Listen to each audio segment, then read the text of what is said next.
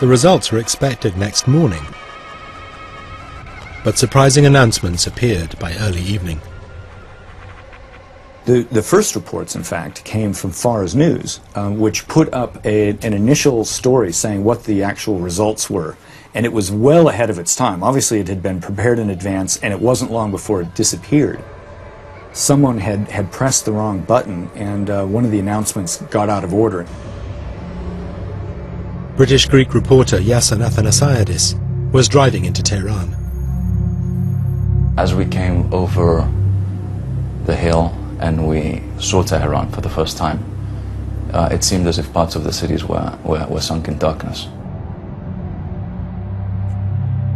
It must have been between 9 and 10 that we got a phone call from a journalist friend saying that Fars News Agency had published a story claiming that Ahmadinejad had won with over 60% of the vote. A little bit later we heard that Kayhan, the conservative newspaper, had closed its front page for the next day saying that Ahmadinejad had won with 63%, which ended up to be the final tally. So we're very confused inside that car. And already we're hearing stories that there had been rioting at one poll station.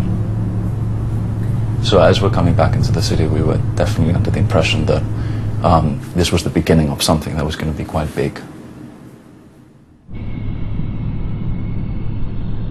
The opposition refuted government claims, saying they were in front. ما به هر حال خود را پیروز قطعی این میدان می‌دانیم بر اساس قرائنی که در دست داریم. In the confusion, focus fell on the Interior Ministry, where the votes were supposed to be tallied. It was probably around 10 o'clock, and still some of the polling stations were not yet closed, but we were surprised to see that right there where the Ministry of Interior building is, which is of course where they were going to do all the voting and the tabulations for this election, they sealed it off with concrete. There were 3 layers of police cars that were also lined up, and then riot police had been marshaled behind that. The opposition claimed the votes were not fully counted. What went on inside the ministry that night remains unclear. Outside, for supporters of President Ahmadinejad, the election seemed to be over.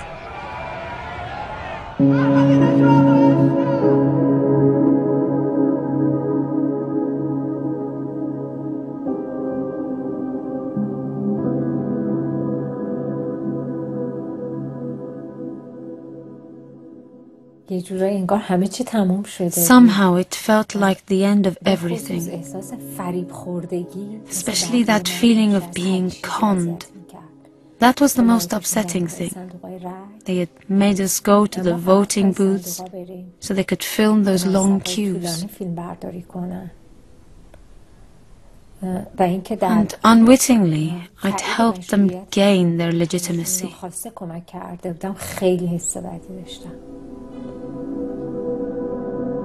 آقای محمود احمدی نژاد 24,527,516 Much was made of Ahmadinejad's margin of victory. Ahmadinejad broke the 1997 record of former President Mohammad Khatami, who got over 20 million. 63% was the figure leaked the previous night, before the polls had closed. Meanwhile, Mir Hossein Mousavi has strongly protested the vote, calling it a charade. One employee of Press TV, Iran's state English language station, was shocked at her channel's coverage. So my colleague calls and he's like, "Why aren't you at work?" And I just said, "I'm not coming to work." And he said, "Oh, wow, well, maybe you can come tomorrow. Maybe we can get someone else to do the show today." I'm like, "No, I'm really not coming to work anymore because I'm not happy with the coverage of this network. I cannot do this." Faranak quit state TV in protest, a step that would lead her to forced exile. For now, she joined thousands of angry opposition supporters on the streets. Neda was also among them. To get their message out, some began to upload their phone footage via the internet and onto broadcasters abroad, like BBC Persian, the Farsi TV station based in London.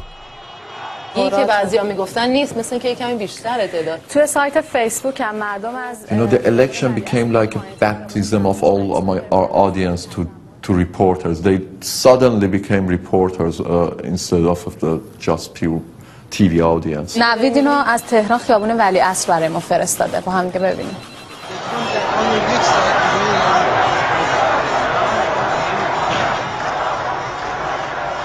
The crowd was getting bigger and bigger. People from the shops, they just shut down their stores, joined the crowd. And there were people on the buildings going like this behind the windows and stuff, and they would come down, and they were like all these old ladies. We were crying. They were like, "Yeah, go, go, girl." And then all of a sudden, this caravan of motorbikes just got into the crowd and started beating people. Echo.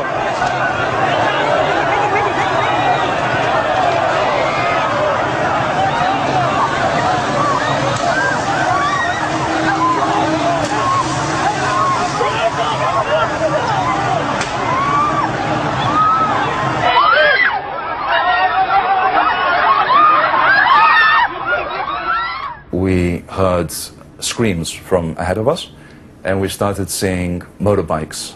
It was the first time we saw these motorbikes with the black suited, Robocops with the body armor, just coming down in our lane in the opposite direction on the pavements with gloves in their hands, and they were hitting women and men. But the really shocking thing was seeing these women that were running to escape, and they were just getting clubbed down. I'd never seen anything like this in 3 years of living in Iran. I'd never seen these, young, lean, extremely mean, coiled menace.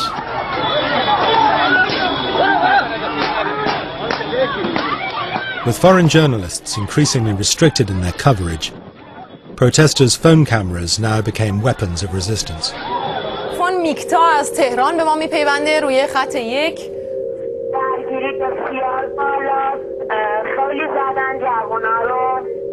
Cell phone is not a camera. Cell phone is sitting in the place of their eyes. It's just like they are watching the events through that cell phone, through that witness who sent us the material.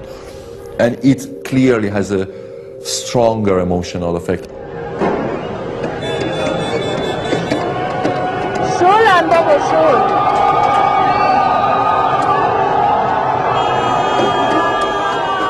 We were a few girls, and we thought that if we stand on the front line and start throwing stones, the police would be more hesitant to shoot at a girl or beat a girl. Little did we know that we would be the first people to get actually attacked.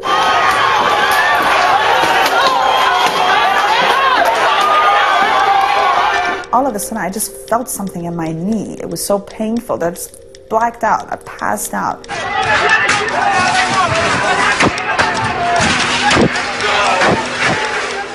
Faranak had been shot in the leg with a plastic bullet. The hospital was packed with the injured. I mean, I saw things. It was so disturbing. I couldn't stop crying. And then I thought that, all these people are going to die in front of me. It was so bad. And then my uncle's friend just left me. And then some Basijis attacked the ER of the hospital.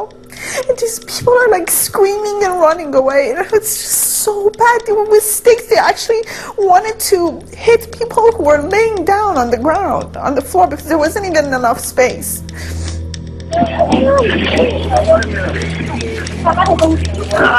There was a pregnant woman. They had broken her arm. There was blood everywhere, and the hospital staff, they were freaking out. They were so scared. They were like, we have no idea what. And a lot of these nurses didn't even know what was going on in the streets because they had been there all day, and they were like, we don't know what is going on. There were people who got stabbed, heads broken, arms broken, rubber bullets in the chest, and it was really scary. Very scary.